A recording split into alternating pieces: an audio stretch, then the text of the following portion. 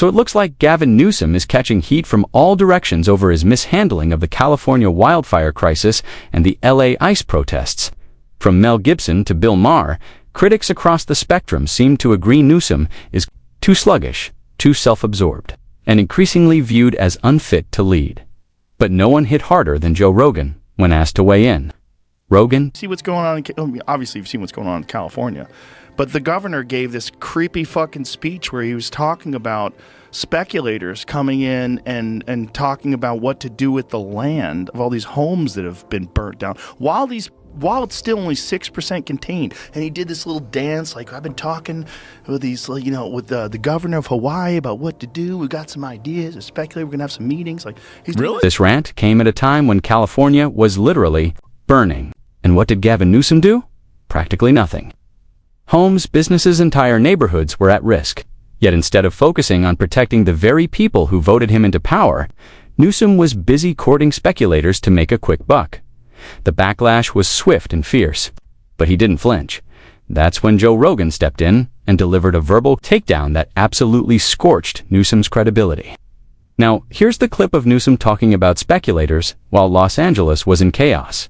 But before we roll a tiff. So creepy because it's happening while these people their houses have been burned, all their childhood memorabilia, all the stuff for their kids, the photos, the fucking everything they have is gone. All heirlooms, their mother's wedding ring, that kind of shit. Everything's burnt to the ground.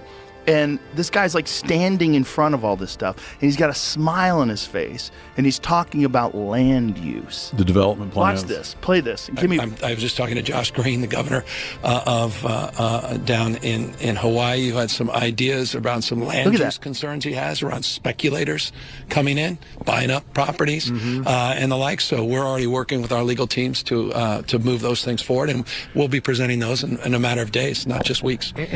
With a big smile on his face. So you can see how easy it is to draw the conclusion that Gavin Newsom didn't care about his constituents.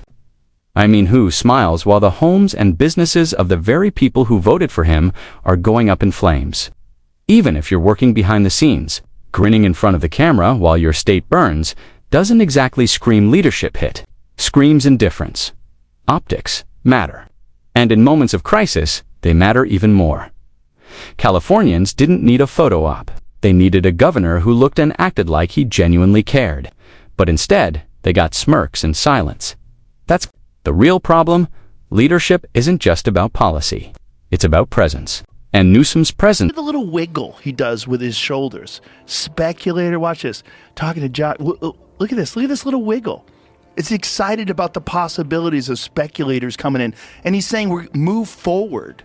We're going to move forward on that. These people lost their homes. A lot of those people don't even have fire insurance because the fire insurance pulled out of California. I think like 69% of fire insurance pulled out of California because they're like, this is too crazy. Like, you guys aren't doing jack shit to manage this. You're not clearing the brush. The amount of money they could have saved by just clearing brush, by filling the reservoir, that 11 million gallon reservoir was completely empty during the time of full fire season.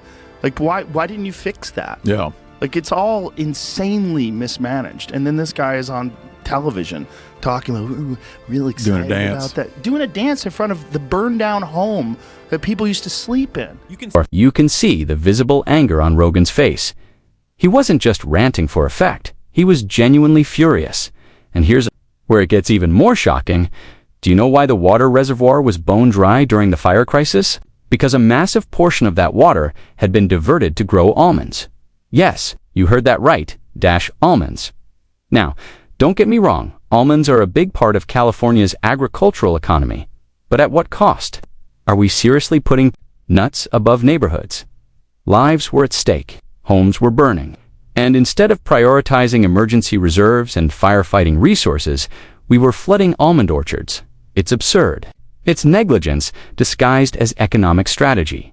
The state had a chance to act decisively to put people first, but instead they chose profit over protection. No wonder Rogan and half of California was absolutely livid, and rightly so. But you know what made it even worse? Instead of fixing the crisis, Newsom What is Gavin Newsom really trying to do here by launching a podcast? Be the next Joe Rogan?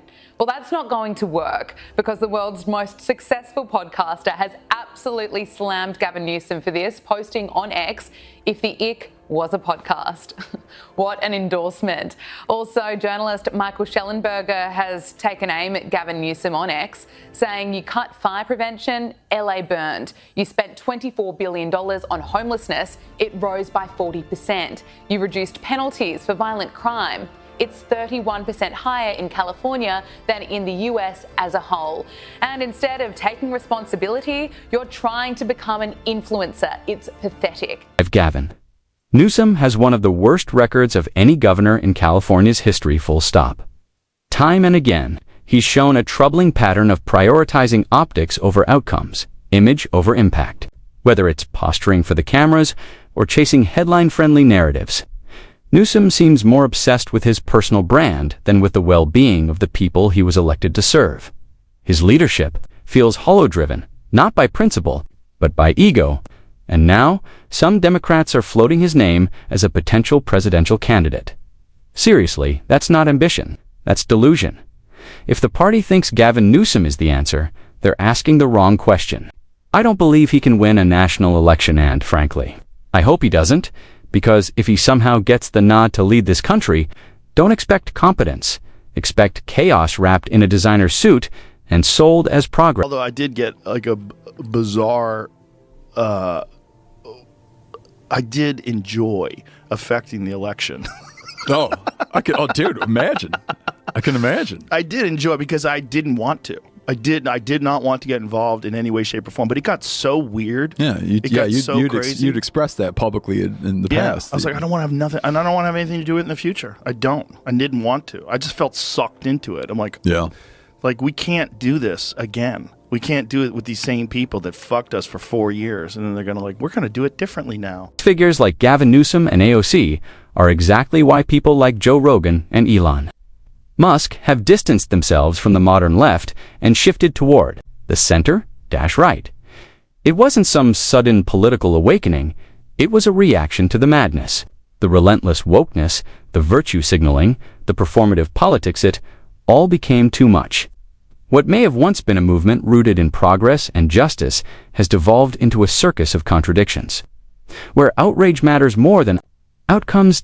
Instead of course-correcting, the Democratic Party doubled down, pushing away anyone who dared to question the new orthodoxy. The toxicity reached a point where freethinkers, innovators, and everyday Americans began walking away in droves. People want common sense, not ideological purity tests. And when leaders like Newsom and AOC are the face of the party, it's no wonder the exodus continues. The left didn't. Welcome back. Anti-ICE protests erupting across Los Angeles and major blue cities over the weekend. President Trump not backing down on his illegal immigration crackdown, particularly when it comes to criminality. He posted on Truth Social about the expansion of efforts to detain and deport illegals in big blue cities like Los Angeles, Chicago, and New York. Recently, the president ordered the deportation of illegal immigrants across 4 major cities in the country. In most places, the operation was carried out smoothly and without incident. But not in Gavin Newsom's California. What began as a peaceful protest quickly spiraled into chaos clashes with law enforcement, looting, and widespread destruction of property. And where was Governor Newsom in all of this? Sitting on his hands, watching as officers were overrun and communities were thrown into turmoil. Rather than restoring order, he chose to virtue signal, siding with the protesters and refusing to take decisive action. His inaction didn't just embolden the mob, it endangered his own citizens. Eventually, President Trump was left with no choice but to call in the National Guard to stabilize the situation. Only then did Newsom respond, not with accountability, but with a tweet dripping in Gavin Newsom, the governor of California, claimed today that Donald Trump has not called him, not even left a voicemail. He also said Americans should be alarmed that a president deploying Marines onto our streets doesn't even know who he's talking to. That's what Newsom claimed. That prompted Donald Trump to show the receipts. He said the first call to Gavin Newsom was not picked up. The second call Gavin picked up. We spoke for 16 minutes. I told him to essentially, quote, and this is quoting the president, get his ass in gear and stop the riots, which were out of control more than anything else. This shows what a liar he is. Said I never called. So here is the evidence. And here is the call log that the president sent me from his phone. This was June the 7th. Oh, there's so much to unpack there, but let's start off with, how does the governor forget a 16-minute phone call with the president? So, not only is Gavin Newsom proving to be inept and inefficient, but if Trump's claim holds any weight, he's also been caught in a serious credibility issue. For weeks, the left-leaning media was in overdrive, bashing Trump for allegedly deploying the National Guard to California without even consulting the governor. The narrative was clear. Trump acted unilaterally and recklessly, and honestly, I bought into it. Until Trump dropped the receipts. Call log showing he spoke with Gavin Newsom for 16 minutes before the order was issued. 16 minutes. That's not a missed call. That's not a voicemail. That's a full conversation. So either Newsom conveniently forgot or he intentionally misled the public to play the victim. And as usual, the media ran with it, no questions asked. This isn't just political theater anymore. It's calculated deception. When leadership is absent and honesty is optional, chaos fills the void. Gavin Newsom and Karen Bass have already proven their incompetence and poor leadership during the Los Angeles wildfires.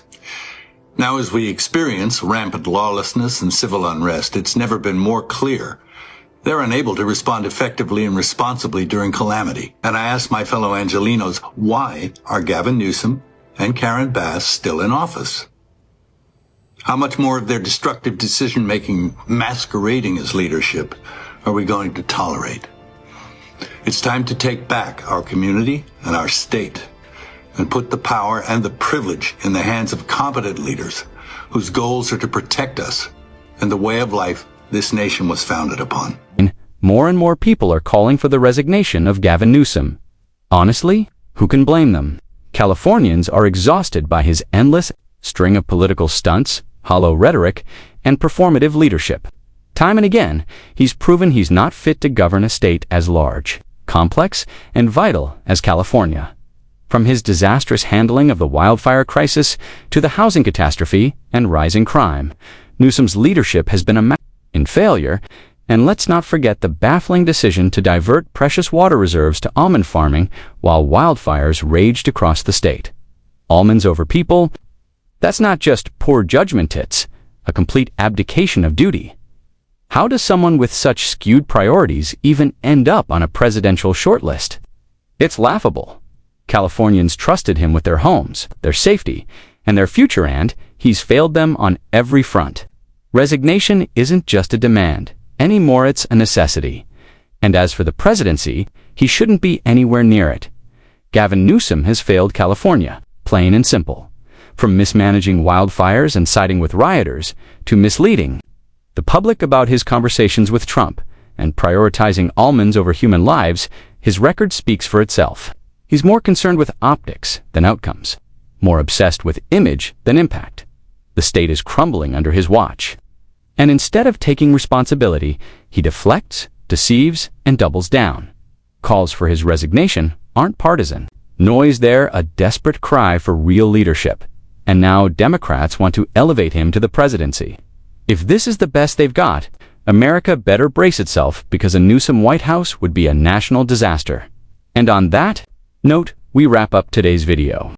If you appreciated this straightforward political commentary, hit the like button and consider subscribing for more videos like this. Thanks for watching, and I'll see you in the next one.